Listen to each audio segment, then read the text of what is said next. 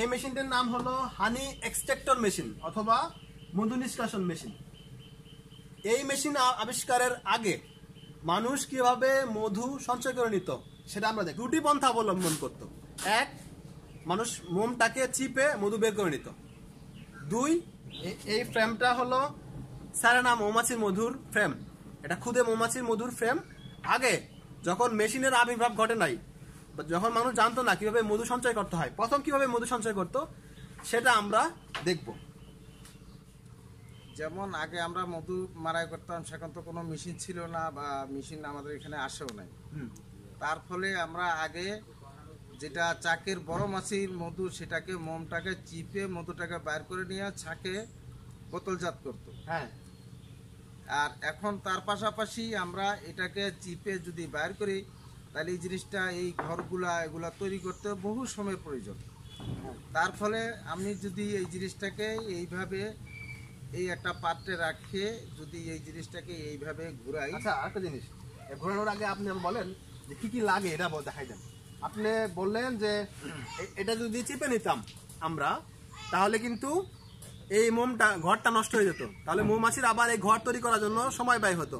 তাহলে যদি আমরা এই ফ্রেমটা অক্ষত অবস্থায় থাকে আর তারপরে আবার বাক্সের ভিতরে দিয়ে দেই, তাহলে কিন্তু তার এই মোমের ঘর তৈরি করতে সময় লাগতেছে না।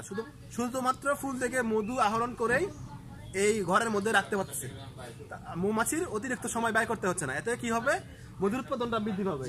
তো এখন সে এটাকে দেখাবে যে কিভাবে আগে মধু মাড়াই করে নেওয়া হতো, ফ্রেম কোনো এই ঘরগুলো নষ্ট না করে। তার জন্য কি কি লাগে সেটা আমরা শুনি। প্রথমে এটা কি লাগে, একটা সিকা, এটা একটা সিকা লাগে। আর দেখতে পাচ্ছি একটা পাত্র লাগে। তার পাশাপাশি এটাকে একটা সুন্দর একটা শেপে বেঁধে নিয়েছে। আবার এই যে একটা ফ্রেম দিয়েছে, একটা জালি তৈরি করে নিয়েছে, জালির উপরে এই ফ্রেমটা দিবে। দেওয়ার পরে কি করে আমরা দেখি। এটার পরে কি করতে হবে, এটার পরে এটাকে ঘুরাইতে হবে। এটা ঘুরাইলে একটা গতি তৈরি হবে, গতির ফলে মধুটা বের হয়ে এই পাত্রের মধ্যে কিন্তু পড়বে। আমরা সরাসরি দেখি। এখন সে ঘুরাবে, দেখেন আমার উড়ে যেতে না, পিছনে দেখেন। সমস্যা নেই।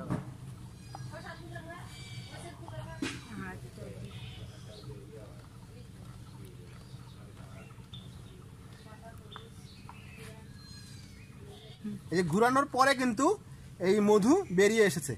আরেকটা জিনিস দেখি, মধু কিন্তু এখন আর ফ্রেমে নাই, ফ্রেম থেকে মধু এখানে পড়ে গিয়েছে।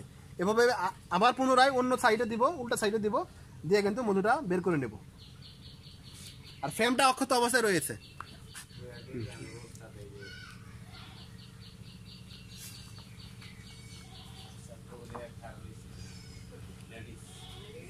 এই যে ঘুরানো হচ্ছে, ঘুরানোর ফলে কিন্তু মধু বের হয়ে যাবে এখনই।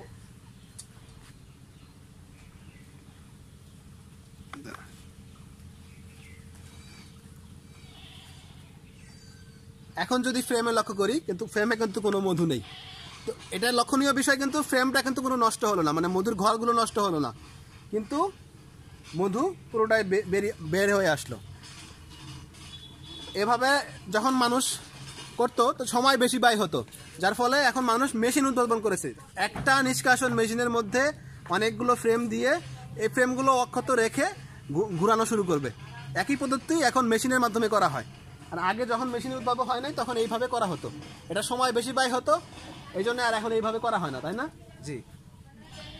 এই যে ঘুরানোর পরে এতটুকু মধু, এই একটি ফ্রেম থেকে মধু এসেছে। এখান থেকে 250 থেকে 300 গ্রাম মধু হবে। একটি ফ্রেমে 250 থেকে 300 গ্রাম মধু হচ্ছে।